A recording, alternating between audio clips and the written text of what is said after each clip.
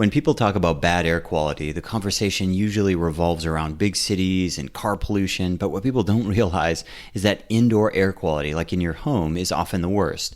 First of all, you have this closed space, but it's filled with products. These are processed products, everything from your bananas to your IKEA furniture, which is off-gassing formaldehyde. There's loads and loads of toxins inside your home. And so for many, many years, HEPA filters have dominated the industry for like 70 years, actually. But there's a new technology. It's called PICO technology, created by a company called Molecule with a K. Molecule, these PICO filters, they destroy indoor air pollutants at the molecular level, hence the name of the company. And so it cleans up the air you breathe. It's scientifically proven, but even more important, you have hundreds of people who are getting really great reduction of allergies, better sleep, and overall better health. To learn more and to save 10% on your first order, visit molecule.com. It's MOLEKULE.com and use promotional code ROCKWOOD10 at checkout. Thanks to Molecule for sponsoring the show. I'm recording this podcast from Barcelona, Spain. As many of you know, I've lived here for over 10 years. And we're currently on COVID-19 lockdown, which means we're self-quarantined. We can only go to the grocery store and the pharmacy. It's been like this for many days. I'm just assuming we have weeks or months ahead of us with this quarantine. So it's a very challenging time. Personally, it's just a devastating time. Professionally, all 3 of my yoga studios are closed. I've had to essentially lay off 12, 13 of the best yoga teachers I've ever had. I've lost their trust. They're angry at me. I've let them down. I don't know where my business is going. I'm not sure how my family setup will look. I have a really complicated international life, which is no longer possible. It's a weird time. It's a really weird time. And so my personal anxiety levels are at an all-time high. I can't think of a time. I don't remember a time when I was as uncertain and as confused about where to go next and what happens next. And I think that uncertainty is actually justified, but it's also pretty overwhelming. It's hard to sleep, don't have much of an appetite. And I am really just trying to control the things I can and accept the things I cannot. Wherever you're listening from in the world, I'm guessing you're in a similar situation. Very likely you've had some economic disruption. Almost certainly you've had mobility disruption, meaning you can't leave your house, you can't use the normal things that make you feel good, like going to the gym or going to your health food store, or going to your favorite coffee shop, or whatever it is you do that makes you feel good. A lot of those things have been taken away from us, and it's really forced many of us to become very introspective and to really question a lot of the things that we're doing. I've had a couple of these moments in my life. I was in downtown New York City for September 11th. I was in Southeast Asia for the tsunami and Bangkok bombing and a whole bunch of other things where I've had a number of experiences where your reality gets wobbly and you're unclear where things are going. But I've never had an experience like this where collectively everyone I know around the world is going through the same thing in their own private way. And just coincidentally popped up on my calendar, I have a podcast scheduled today with a psychologist who focuses specifically on anxiety. So I thought, well, this is timely. Let's talk about coronavirus, and hopefully we'll share something that will be of use to you. If you're new here, it's Lucas Rockwood Show. I'm your host. I'm a yoga teacher, a trainer. I'm a nutritional coach. I'm an entrepreneur, although I just lost all my yoga studios, so let's see what happens. And I am a father, but first and foremost, I'm a student. I like to learn. I go into the world and I find researchers and medical doctors and health experts, and I try to bring their best work to you so that hopefully we can all learn and grow and live a more fulfilled and fulfilling life. On this week's show, we'll be talking about anxiety specifically. I hope you find it topical and useful. If you like this show, please share it on social media and leave me a review, a rating and review on iTunes. It's really helpful for people to find it. If you'd like to connect with me, I'm at Lucas Rockwood on Instagram. If you direct message me, we can talk. Thanks for listening. Enjoy the show and wash your hands.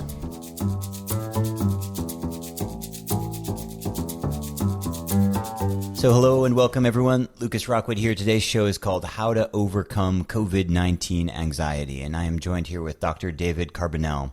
Dr. Carbonell is a clinical psychologist, specializes in the treatment of anxiety disorders as a therapist, as an author and a teacher. He founded the Anxiety Treatment Center in Chicago in 1990. It was one of the first psychological practices in the U.S. devoted to treatment of clients who sought out help with anxiety disorders. It continues to offer treatment today. You can learn more about his work. He's authored a whole bunch of books and everything that he's doing at anxietycoach.com. Dave, welcome to the show. Oh, thanks for having me. I'm new to your work, but I understand you use exposure therapy as part of your work. for people who are unfamiliar with that, I always like to start with definitions.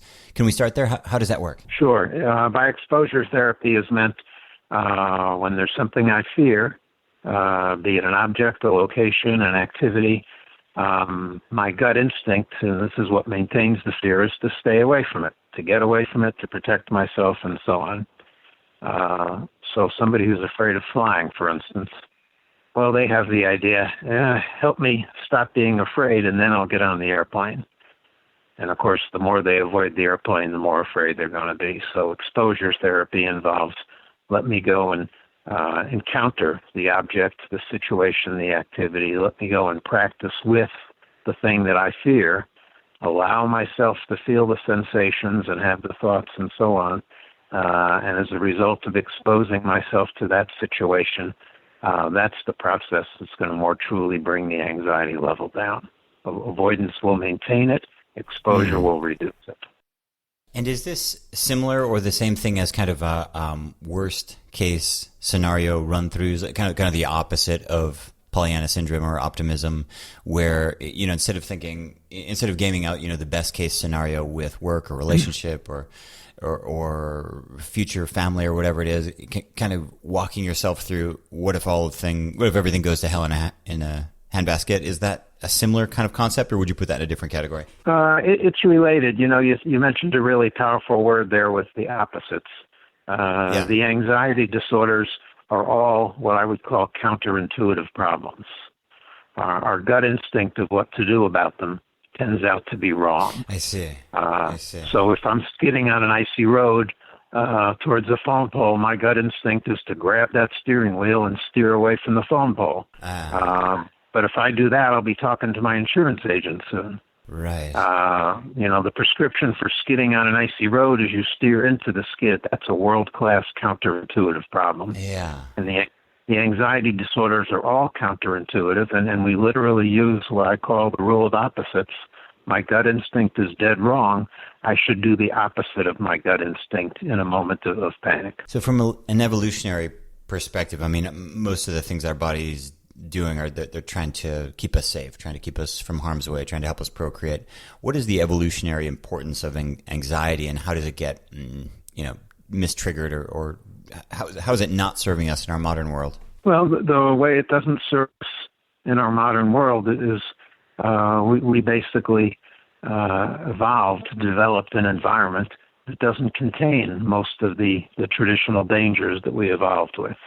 Very few snakes in downtown Chicago, very few predators and so on, and yet the more primitive parts of our brain, the more survival-oriented parts of the brain continue to see risks everywhere.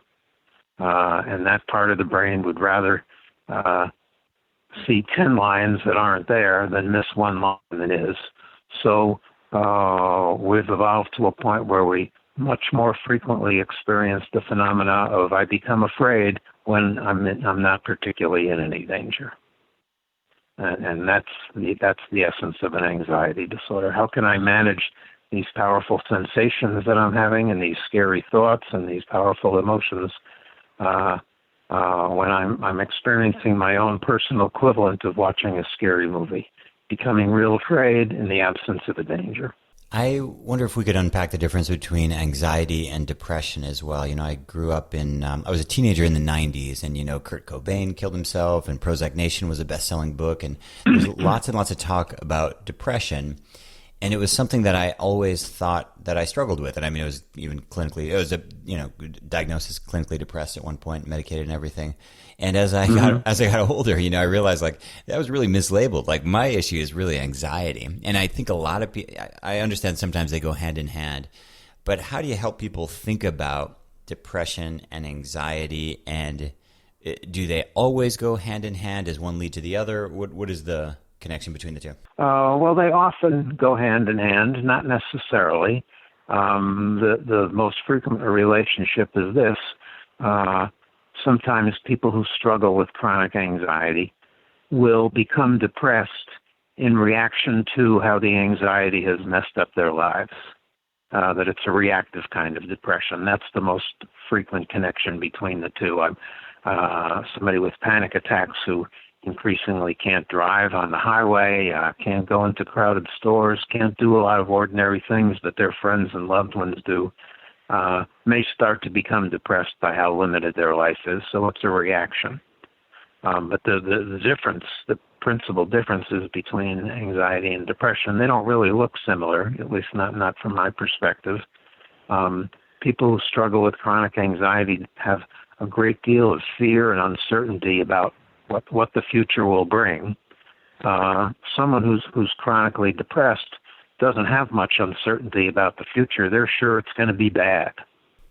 Yeah, right. And so right. chronic anxiety is high energy, and chronic depression is low energy. Interesting. So the other place I get really stuck is, you mentioned like fear of flying or fear of snakes, or, these kind of what we might call irrational phobias. If we were to look at statistically, it's not a real reason, I live in Barcelona, not a real reason for me to be worried about snakes. But then you have anxiety that's really pretty real. So let's imagine somebody lives in Aleppo in Syria or something like that right now.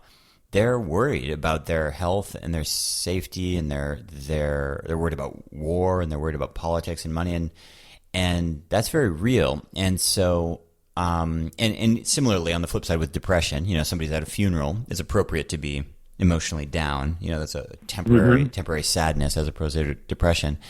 What happens to people who live in war-torn regions? What happens to people who live in places where they can't trust the police, they can't trust their government, they can't trust their spouse? Not a manufactured phobia, but like an anxiety that's really anchored in true survival. How does that play out? Well, how that plays out is that's really the fundamental purpose of anxiety, to give me a timely warning. It's not safe. Better do something. So that's, somebody dealing with that kind of environment in Syria and in a war-torn neighborhood, or facing some other clear and present danger. Well, we wouldn't even think of that as an anxiety disorder per se. That's a useful and natural anxiety response to danger. And the through line for assessing an anxiety disorder is this. What I'm experiencing now, does it represent danger or discomfort?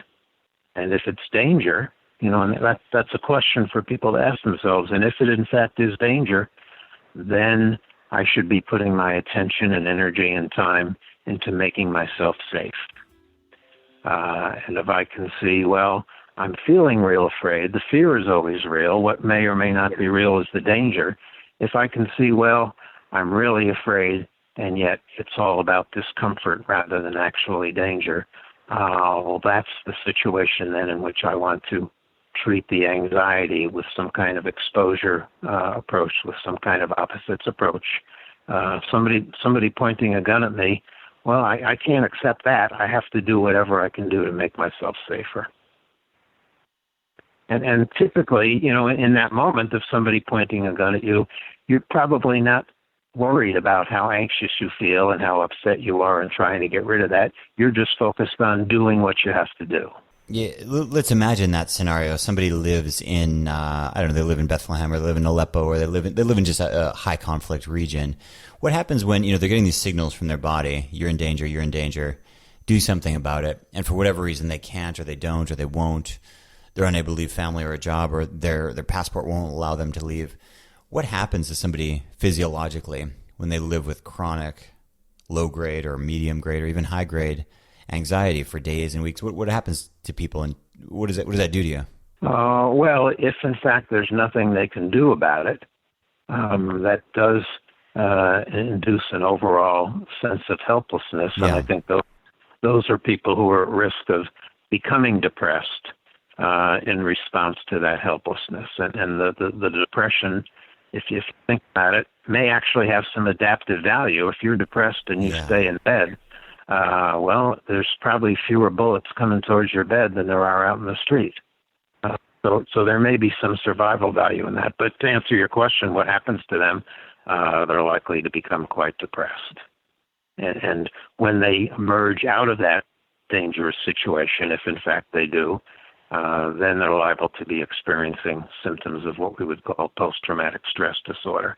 As the environment becomes safer, they're afflicted by all kinds of recall of how awful that was. And so anxiety and depression, you mentioned anxiety is a state of high energy, depression is low energy. Of course, a lot of other things go with that, but are there benefits to being an anxious person? Like, is a CEO who's anxious, is that desirable in the same way that in many cases a CEO who's narcissistic sometimes can be quite successful in his professional life or her professional life despite blowing up their personal life? Is that a personality trait that's associated with high performance, or is that not really is there not a correlation there? Oh, not a direct correlation, but, like anything else, there are people who can make the best use of whatever they have.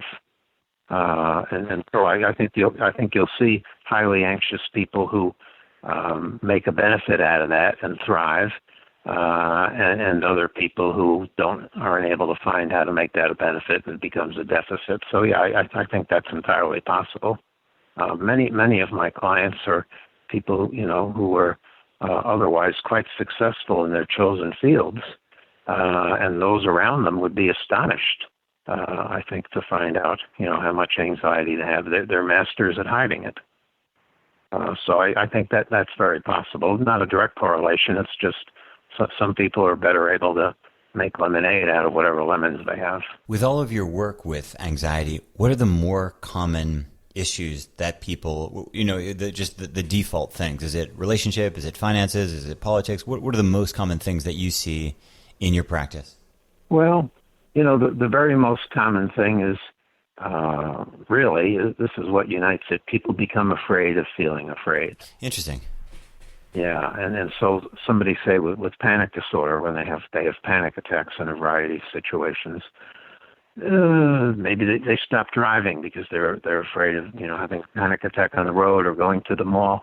At bottom, they're not so much afraid of the road or of the grocery store as they are of having a panic attack, and then they begin to fear and avoid any situation that they might associate with that. But at bottom, their fear is, what if I get overwhelmed with that powerful physical fear and I have a heart attack, I faint, I go crazy, I act crazy, I get into a confrontation with the authorities. At bottom, they're really afraid of the fear, and so the people I see who are afraid of going on a highway vis-a-vis the people who are afraid of going to a shopping mall or doing this or that, what unites them is they're all afraid of those sensations and those thoughts. That's by far the most common thread. I've had a number of people in my life who are very fearful of illness, and they're constantly paranoid that they're getting cancer or having heart problems, this kind of thing. And I'm curious. Mm-hmm. I'm curious for, and I'm prone to all my own my own anxieties as well. I'm not here to judge. I'm just saying, as someone who has someone who they care about in their life who is prone to anxiety disorders or has anxious tendencies, how can someone be a loving friend, a loving son, a loving brother or partner to someone who is coming to them constantly? Let's just use the example of a hypochondriac, someone who is convinced that their cough is a throat cancer and their back pain is a tumor and these kinds of things.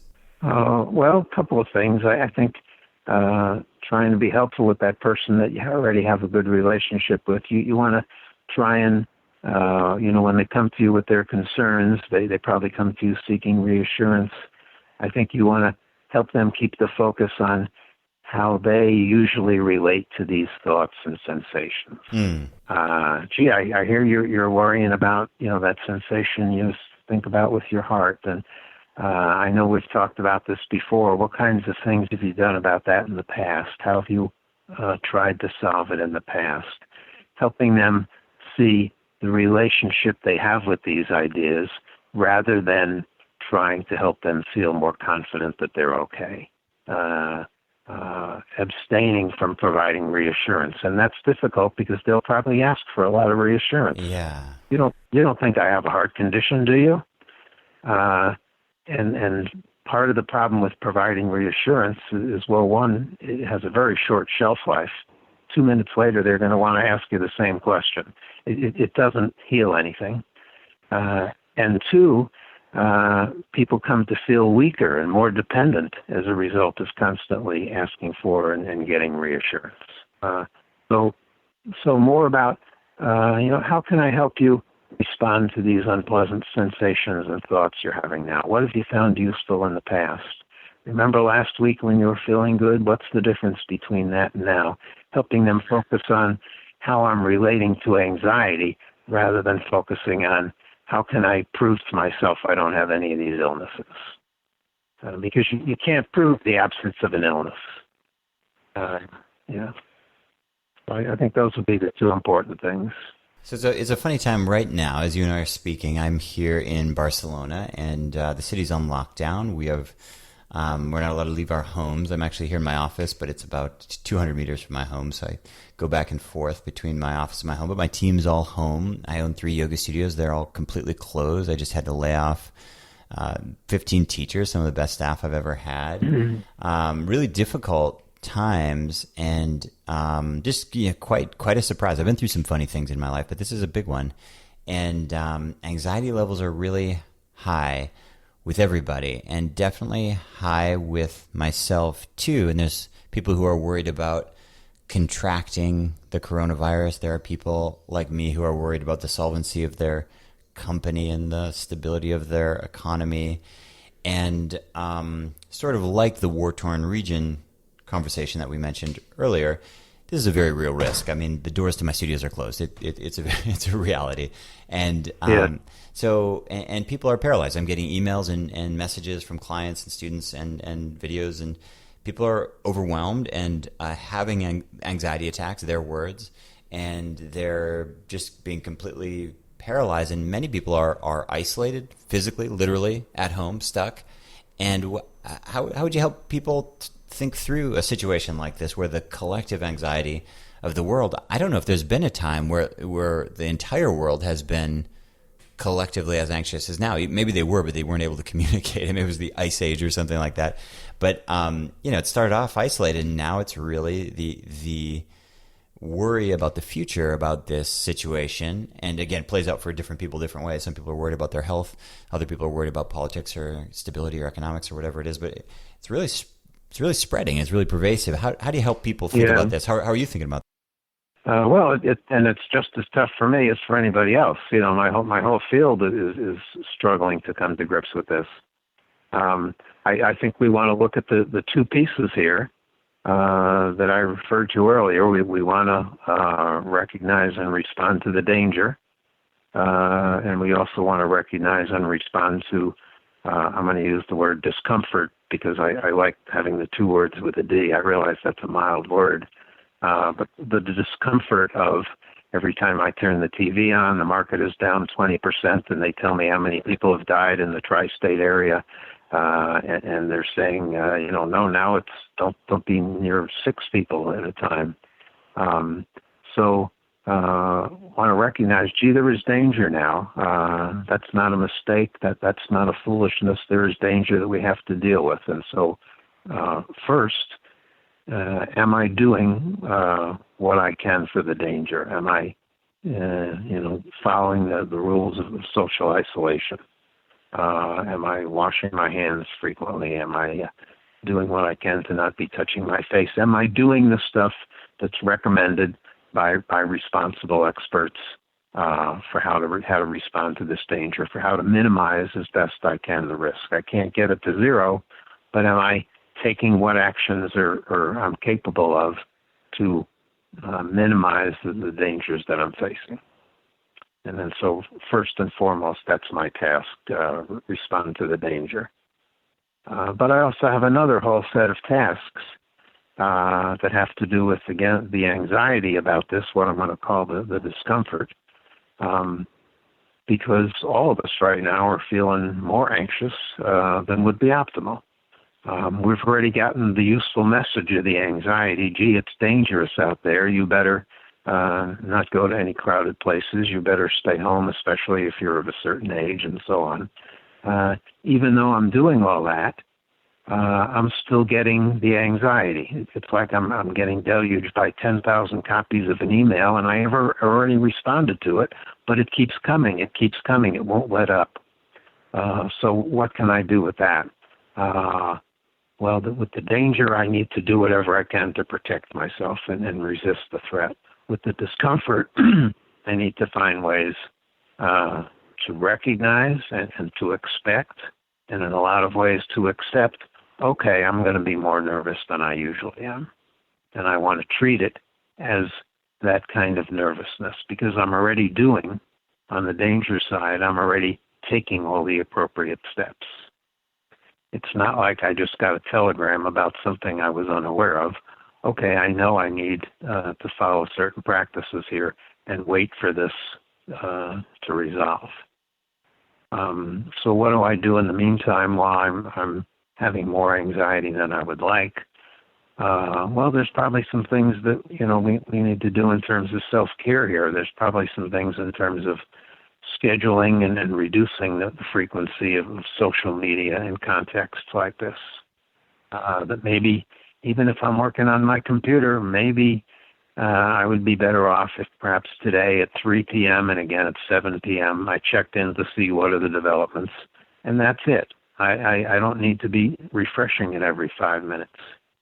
I need to be doing social distancing, reducing physical proximity to others. But of course, that's going to represent a strain and an emotional loss to me. And so I need to be supplementing that as best I can with other kinds of contact. I should be reaching out and using phone and email and text and other kinds of social contact to help me, compensate in part for that. That I probably can't go to my gym. I'm cut off from a lot of my activities. So what are some things that I can do even in my home that give me some partial replacement for that? So just as we want to manage the risk of possibility of coming into contact with the virus, we want to manage the extra powerful discomfort and anxiety this is imposing upon me, and how can I work with that? And they're really two very different kinds of tasks, and we need to do both of them. People sometimes suppose, well, damn it, I should just tell myself stop worrying about that and make that work. But that doesn't work for anybody. You have to work with the anxiety rather than against it. I find that people react differently. So, like for me, the thing that's always helpful for me is just like deep rational thought. And so, like in this situation, for example, a month ago, I sat down with my team and I said, listen, this thing could put us out of business. And people looked at me like I had, it was 6 different eyes, and it really helped me. I don't feel good now, but I feel calm. And I also spend a lot of time understanding the best I can what the disease is, and that also helps me feel calm. But this does not, my tendencies, I find, like my partner, for example, she's completely uninterested in the facts. She feels overwhelmed. And I guess where I'm going with this is when people think about managing their own anxiety, managing their partners, their parents' anxiety, things like this, is it very individual in terms of what will help? Meaning some people, again, the fear of flying for me is impossible because I know the stats. And so for my little rational brain, no matter how scared I'll get, I'll just realize I'm safe, statistically. But for someone who has a phobia of flights, which I know 2 people who don't fly at all, it's just none of that is helpful at all. How do you help people understand what's helpful and what's, understand themselves? Yeah, well, that's an interesting example because someone who's not afraid of flying, like you, would probably say just what you said, would probably assume just what you're assuming there, that, they're afraid of flying, they must be afraid of crashing, and that's irrational. Look how safe flying is. Actually, more than 2/3 of people who are afraid of flying aren't concerned about a crash at all. Their fear is, what if I get so anxious on the plane and I lose control of myself and I have a panic attack? What if I have a heart attack? What if I start running up and down the aisle screaming? What if I charge the cockpit and try and kick in the door? What if I become that guy we all see on TV once in a while, at least here in the States, who gets duct taped to the chair because he's acting out of control? That's the fear of 2/3 of the fearful flyers. And so the point is so important to find out, help, to understand precisely what is the individual afraid will happen. And probably as you sat down with your staff, to give them this heads up, whatever it was, 6 weeks ago, probably different people in the room, even at that point, had different fears of what might happen. And so before we can work productively with that, we have to get to the bottom line of what am I really afraid is going to happen here? Because a person who is afraid that the plane will crash, well, that's a different scenario to deal with than a person who's afraid they're going to have a panic attack and freak out and run amok and get in trouble with the authorities. So we got to know what's the bottom line. What am I afraid will happen to me in the feared situation? And that would be that's the through line for everyone, I think. Making sure I can work with my specific fear. It's not enough even to know I'm afraid of flying or I'm afraid of coronavirus. I need to know what am I afraid will happen if push comes to shove. And Dave, for people, and so maybe some of the, go ahead. Yeah. So for people listening now, I'm just curious. Most people have some level of anxiety around this issue, and by the time they hear this, I'm sure it'll still be there, maybe even worse than when we're recording this now. Do you have any default? Do you have any default recommendations for people? And especially, you mentioned a lot of the tools that we normally use to manage anxiety, like going for a walk, going to the gym, going out to eat. A lot of these like really healthy tools that we have are taken away from us. Do you have some do's and don'ts? Like, do you just say do get a good night's sleep, don't drink? Like, are there any things you can throw at the wall for people, or is it just really depend on the individual? Oh, there's, general purpose stuff that you could throw on the wall, sure. And those two that you just mentioned, our intuitive instinct might be to have a drink. Well, we should wait and uncap some nice bourbon or beer when this thing is behind us. That's going to tend to make people less resilient right now. I think the through line for all of this is, well, okay, a lot of my usual devices, my gym and so on, getting together with my friends for Sunday brunch, have been taken away from me. So, okay, that means for starters, I need to recognize and expect and accept I'm going to have more anxiety during these, let's say, 4 weeks or whatever the time period is than I do ordinarily. That comes with the territory. I need to give myself permission. I need to buy into that because that's not entirely under my control. So let me, have a reasonable task for myself. Well, let me see if I can compensate for some of that by doing some exercises in my room. Let me see if I can compensate for some of that by reaching out to people in other kinds of ways, by finding other things that I can do with my loved ones and my family while I'm literally shut into my house for a month or so. But starting from the posture of, well, I don't want to be a perfectionist here. I don't want to place undue demands on myself. It's not reasonable to think, as many people do, well, I should be able to get this out of my mind and feel comfortable right now. No, this is too big to keep out of your mind. And the minute you try and keep something out of your mind, it's going to be knocking on the door again. So leaving room to feel more anxious, sleep hygiene, eating better, abstaining from alcohol, what exercise I can do, those kinds of things. And let me get what benefit I can from them. Life is just not going to feel as good while this goes on. I have to recognize that. Yeah, when you were talking about danger and discomfort, with discomfort, you use the word accept. And that's really been kind of a mantra for me these days, is just to accept it. People ask me, what are you up to? How are you doing? I'm like, right now I'm just working. I'm going to work. I'm going to do my best for this period, to see what's left when the dust settles, and I'm just working. And when I'm in the house, the same thing. Just thinking I can't get to the gym, I can't get to the yoga studio, so I'm going to try to be as strong as I can. So, this morning I had the baby and I'm doing squats in the kitchen, and just trying to accept the fact that it just is. The thing I keep telling everybody is this is the new normal for now. We don't know how long it will last.